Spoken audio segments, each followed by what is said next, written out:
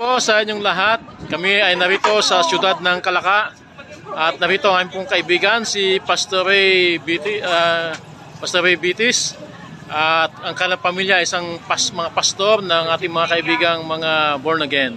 At ngayon po, kami po ay nakapaglingkod sa kanya at kasama ang ating Executive Secretary ng South Central Luzon Conference, si Pastor Joby Estrada. Pastor, ano po ang inyong may papahayag o karanasan sa karanasan na kayo'y nakatanggap ng libreng aklat ngayon? So ay malaking kagalakan, wala ito ay magiging malaking tulong pagkakilala at pagkakuman natin sa Panginoon. Kasi nga, ito ay napakahalaga.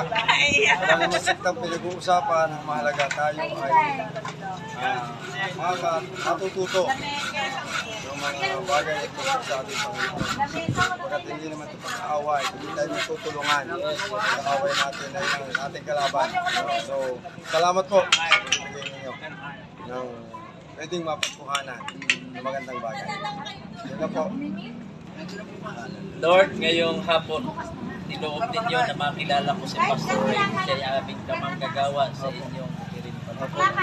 Lord, I pray na inyo po siyang patuloy na puspusin ang inyong banal na Espiritu.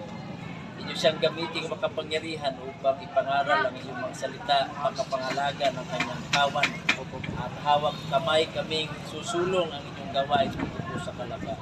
Panginoon, naway ang pagpapala ng langit ang sumaamin lahat. At ang inyong pong paggabay, pagkasiwa, ang maranasan ng aming buhay, na tigit si Pastor Ray at ang kanyang buong sambayan, maglilingkod po sa inyo hanggang sa ngayon.